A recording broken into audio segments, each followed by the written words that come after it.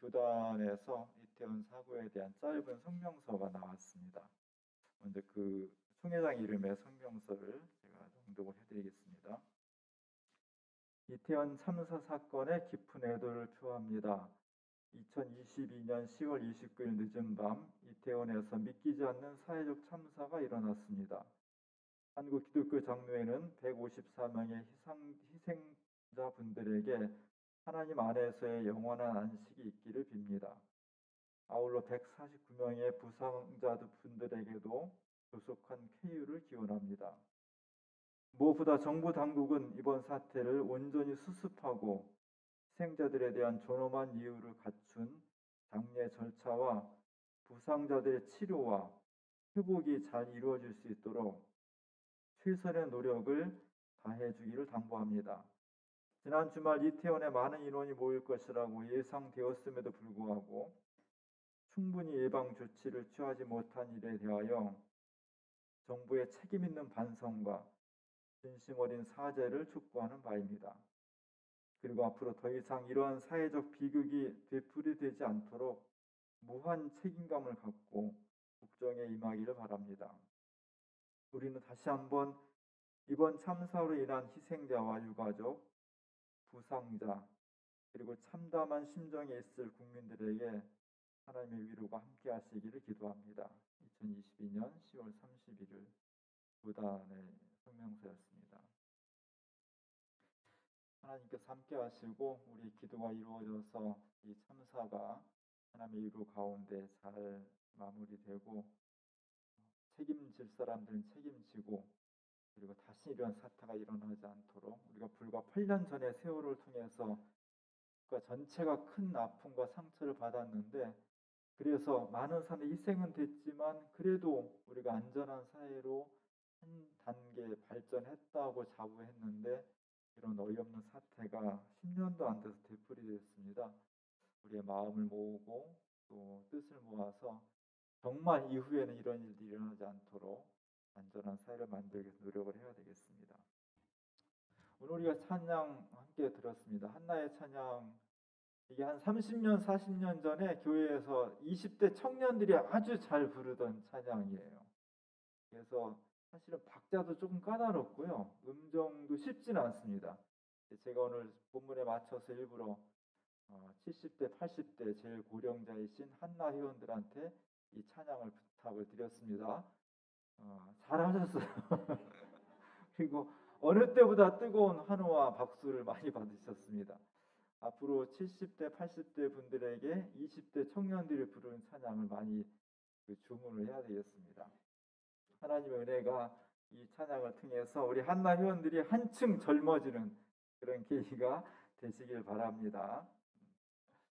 이 찬양은 사실 시편 113편, 오늘 우리가 함께 읽은 본문을 모티브로 해서 만들어진 찬양이고요. 시편 113편은 하나님의 영광이 우리 사회에, 우리 역사에, 우리 삶 속에 충만하기를 원하는 그런 노래를 담고 있습니다. 근데 이 시편은 두 부분으로 나눠져 있어요. 1절과 4절이 이렇게 되어 있습니다. 해 돋는 데에서부터 해 지는 데까지 여호와의 이름이 찬양을 받으시리로다. 하나님의 영광이 시간적으로 해 돋을 때부터 해 질 때까지 그리고 공간적으로도 이 땅 모든 곳에 하나님의 영광이 충만할 것이다. 그것을 찬양합니다. 굉장히 아름다운 찬양이고요. 그리고 여기에는 사실 어떤 조건도 없습니다. 사람의 고통이라든지 사회적인 문제라든지 이런 것이 별로 없고 모든 우주에 모든 시간마다 하나님의 영광이 찬란합니다. 이렇게 찬양을 합니다. 아주 아름답고 소중한 찬양입니다. 근데 5절부터 9절까지 뒷부분은 또 분위기가 상당히 달라요. 가난한 자를 먼지 더미에서 일으키시며 궁핍한 자를 거름더미에서 들어세워 지도자들 곧 그의 백성의 지도자들과 함께 세우시며 또 임신하지 못하던 여자를 집에 살게 하사 자녀들을 즐겁게 하는 어머니가 되게 하시는도다. 거름더미에 살고 가난하고 천대받고 힘들게 살아가는 사람들을 하나님께서 내버려 두지 아니하시고 그들을 불러 일으켜서 다시 세워주시고 떵떵거리고 잘 살고 사회 지도자들과 견주어서 떨어지지 않는 사람들로 동등하게 세워준다는 거예요. 약자를 배려하고 새로운 생명을 주시는 하나님이십니다. 그리고 아주 옛날에는 남성 위주의 가부장제 사회에서 여성이 가장 힘들고 어려운 점은 아이를 못 낳는 거였어요. 아이를 못 낳으면 그 모든 책임을 다 여성이 져야 됐고 가정에서 쫓겨나기도 했고요. 우리나라 그랬지 않습니까? 여성으로서는 가장 큰 고민이 출산을 못하는 거였습니다. 그런 여성에게 하나님께서 은혜를 베푸셔서 아이를 많이 낳게 하고 그래서 쫓겨나지 않고 집에서 자신 있게 어머니로서 행복하게 살 수 있는 길을 열어주신다. 하나님이 사회적 약자를 배려하시고 불공평함을, 불의를 바로잡아 주셔서 정의롭고 평등한 세상을 만들어 가신다. 사회적인 원사가 굉장히 많이 들어가 있는 부분이에요. 우리나라 한국교회는 보수적인 신앙과 진보적인 신앙이 이렇게 나눠져 있어가지고 똑같은 성경을 읽으면서도 강조점이 달라요. 보수적인 신앙의 교회들은 어디를 좋아해요? 앞부분을 좋아해요. 그래서 이 본문을 가지고 이야기할 때 주로 앞부분을 가지고 많이 이야기합니다. 사회가 어떻게 되든 세상이 어떻게 되든 그런 것 관계없이 하나님의 영광이 충만합니다. 여기에 초점을 둬요. 진보적이고 사회 참여적인 교회들은 앞부분보다는 뒷부분을 좋아해요. 약자를 세워주고 불의를 바로잡고 사회를 개혁하고 권력을 심판하고 이런 걸 좋아합니다. 이렇게 좀 나눠져 있습니다. 그러나 이 시를 노래하는 그 옛날의 시인인 신앙인은 하나님은 그런 분이 아니라는 거예요. 나눌 수 있는 분이 아니라는 거예요. 양쪽을 다 아우르는 시편이 1절부터 113편 1절부터 4절이 다르고 5절부터 9절이 다른 것이 아니라 연속적으로 있는 겁니다. 그래서 하나님은 모든 삶과 우주의 전체를 총괄하시는 분, 개인과 역사가 나눠져 있는 것이 아니라 모든 것을 함께 만들어 가시는 분. 우리가 오늘 교동문 읽었는데 에베소 4장 6절이 아주 유명한 말씀이에요.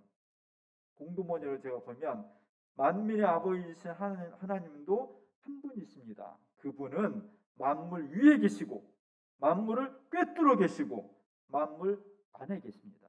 천하 만물 모든 곳에 하나님이 계시지 않은 곳이 없고 그것을 통해서 역사와 인생을 관철해 가시고 추동해 가시고 직접 주관해 가시는 분이 하나님이시다.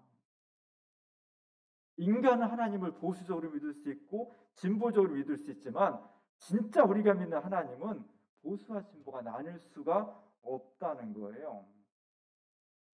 이 점이 대단히 중요합니다. 구약 성경에 보면 하나님께서 우리에게 어떤 분으로 나타나신가 하는 것이 약간씩 변하는 것, 확대되는 것을 느낄 수 있습니다. 우리가 믿는 신앙이란 뭐냐? 신앙, 기독교 신앙은 뭐냐? 하나님의 존재를 믿는다?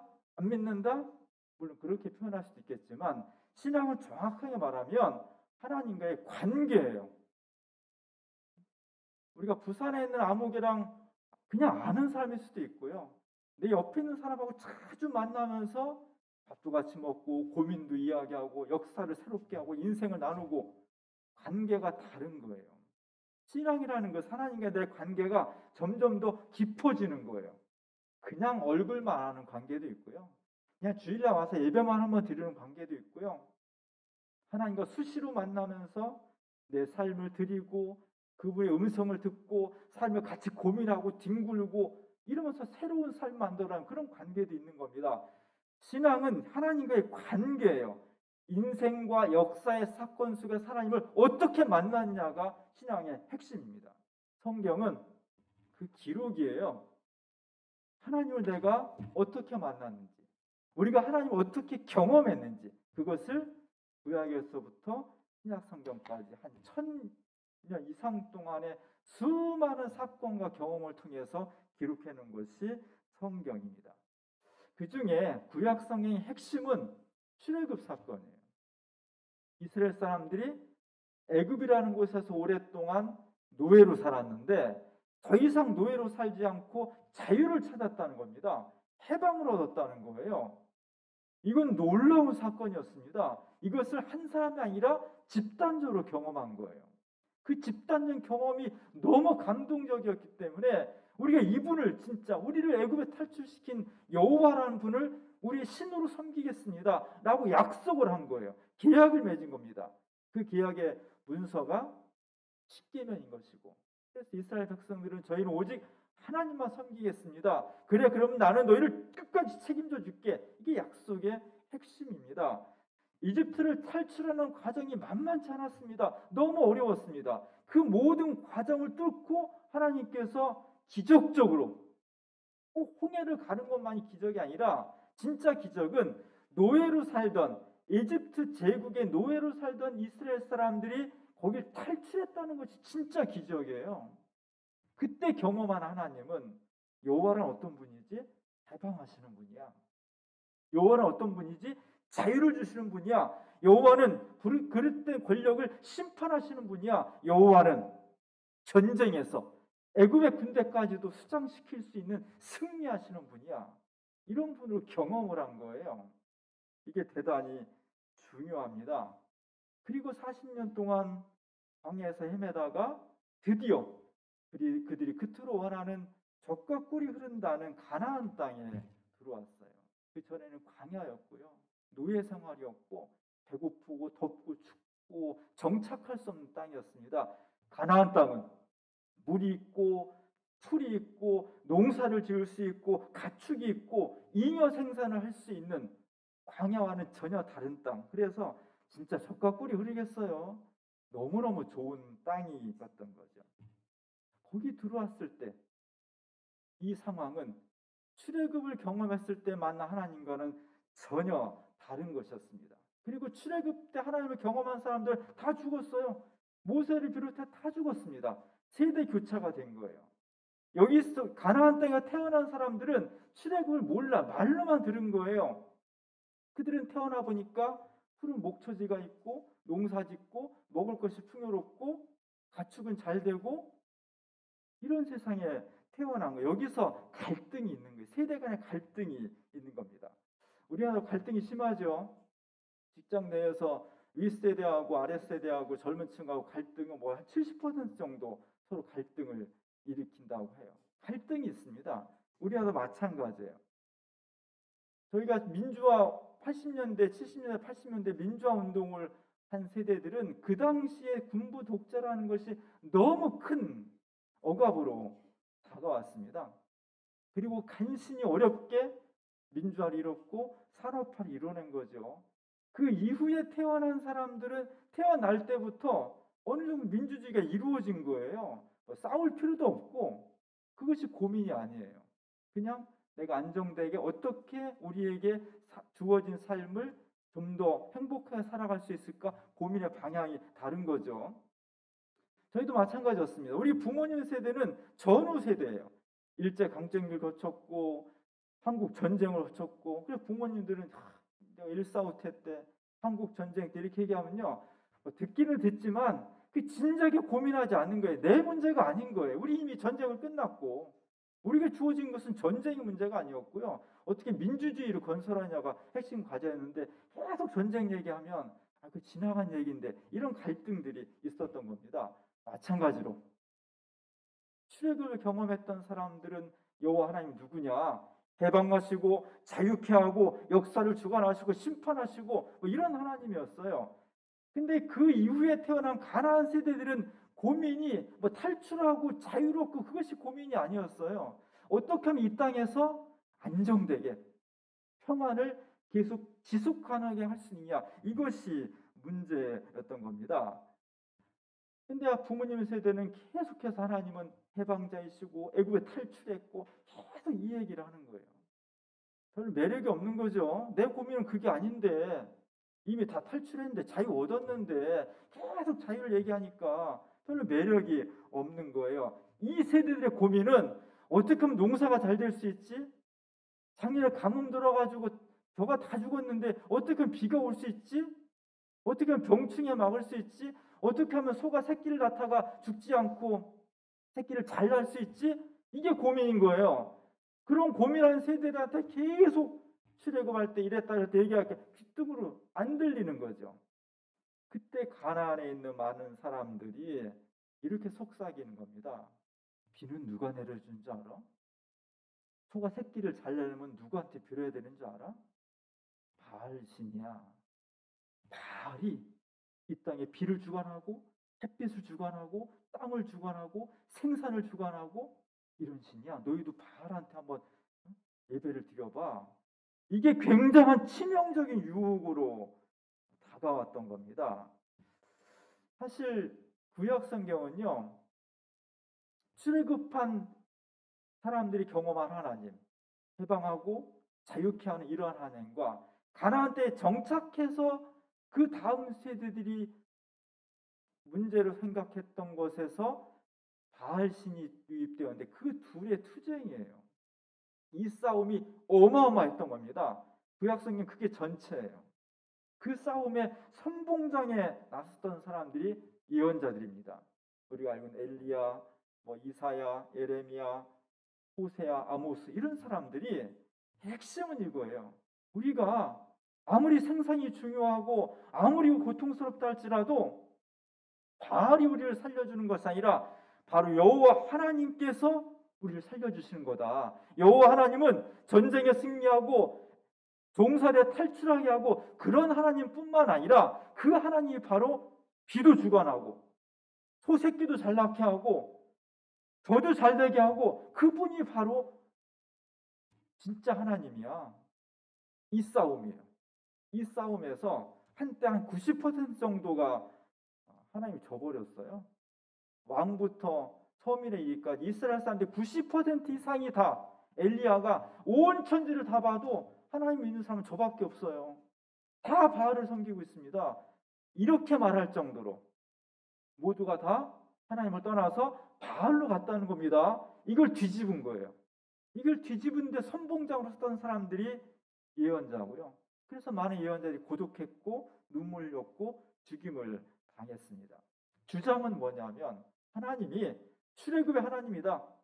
그러나 하나님은 그것만이 아니라 이 땅을 평안케 하고 우리 일상생활의 모든 요소까지도 함께 하신 그분이 바로 이분이야. 이 얘기를 하는 겁니다. 하나님의 이해가 가나안 땅에 들어와서 훨씬 넓어진 겁니다. 오늘 제가 주보에 이바노프라는 사람의 그림을 실었습니다. 세례 요한이 예수님을 가리키는 거예요. 그림의 부분인데요. 요한은 사실은 예수님의 메시아의 길을 예비한 사람입니다. 그래서 요한은 우리 모두의 롤모델이에요. 여러분이나 저나 메시아는 아니잖아요. 교회가 곧 메시아는 아니잖아요. 교회는 그리스도인은 메시아의 오시는 길을 예비하는 사람, 길잡이에요. 그래서 그 길잡이의 원형이 세례 요한입니다. 세례 요한은 예수님보다 먼저 활동을 했어요. 상당히 강력했습니다. 명성을 얻었고 굉장한 능력을 가지고 있었습니다. 그래서 요한을 별로 달갑지 않게 생각하는 사람들이 저 사람이 메시아인가? 이런 의문이 들 정도로 명성이 없고 능력이 없으면 무슨 저 사람 혹시 메시아일까? 이런 생각을 어떻게 해요? 대단한 사람이었습니다. 그래서 많은 사람들이 혹시 세례 요한이 메시아 아니야? 이런 물음을 가질 정도의 존재였습니다. 그러나 그럼에도 그는 스스로 고행하면서 나는 메시아가 아니다. 나는 메시아를 기다리는 사람이고 그 메시아가 오시는 길을 예비하는 사람이다. 이러면서 주님의 길을 평탄케 했습니다. 굳은 일을 다 한 거예요. 그래서 세례 요한은 사람들이 다들 심판과 원리 원칙을 얘기하다 보니까 막 두려워해 사람들이. 세례 요한 만나는 것을 두려워했습니다. 구원의 원칙을 아주 정확하게 설파를 했고요. 봐주지도 않아 그냥 완화시켜주지도 않고 원리 원칙을 얘기했습니다. 그리고 그는 직접 삶으로 그것을 보여주었습니다. 최소한 가난하게 최대한 고행을 하면서 고통스럽게 자기의 십자가의 길을 갔습니다. 그 모습을 보고 두렵고 떨리는 심정으로 구원을 갈망했던 그 시대 사람들이 요한 앞에 나왔다는 거예요.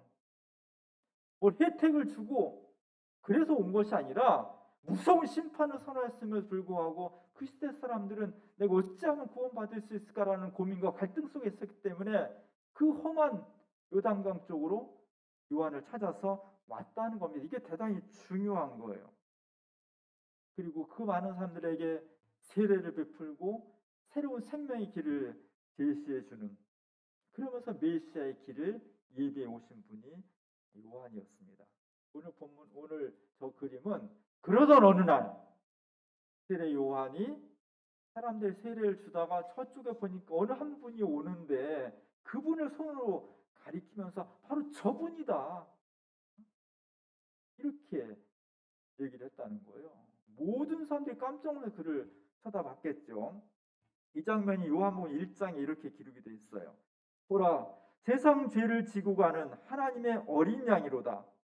내가 전에 말하기를 내 뒤에 오는 사람이 있는데 나보다 앞선 것은 그가 나보다 먼저 계시리라 한 것이 이 사람을 가리킵니다. 한마디로 말하면 내가 와가지고 세례를 베풀고 가르치고 수많은 날들 동안 여러분에게 얘기한 것은 딱 한마디다. 메시아가 오실 거다. 그분이 누구냐? 바로 이분이라는 겁니다. 이 강력한 메시지에 그를 찾아왔던 수많은 사람들이 남녀노소 불구하고 다 그 음성을 듣고 시선을 예수님한테 드렸다는 거예요.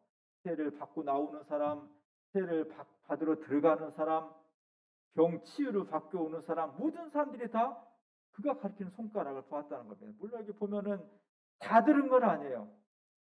세례요한 오른쪽 옆에 보면은 빨간 모자 쓴 사람이 이렇게 수염을 쓰다듬으면서 저게 맞는 말이야? 뭐 이렇게 의구심을 갖고 있죠.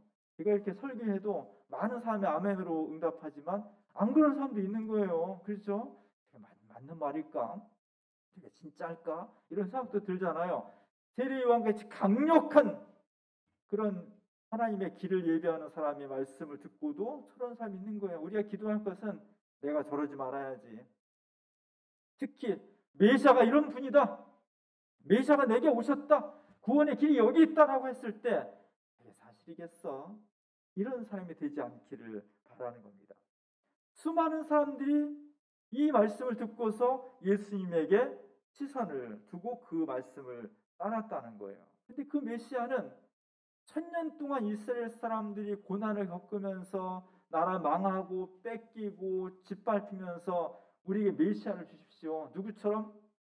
다윗과 같이 서글이 다 정복하고 힘을 가지고 다 쳐부시고 강력한 메시아를 주셔서 우리를 괴롭히는 로마나 강대국도 다 물리치고 우리를 구원해 주십시오. 이것이 전통이었습니다. 근데 세례 요한이 전한 메시아는 그런 메시아가 아니었다는 겁니다. 희생하는 메시아, 십자가를 지고 죽음으로써 우리를 구원하시는 메시아. 이걸 엄청나게 설교를 했기 때문에 사람들이 처음에 잘 믿을 수가 없었던 거죠. 이제까지 세례 요한은 많은 날들 동안 메시아를 이야기는 했지만 한 번도 보여주지를 못했어요.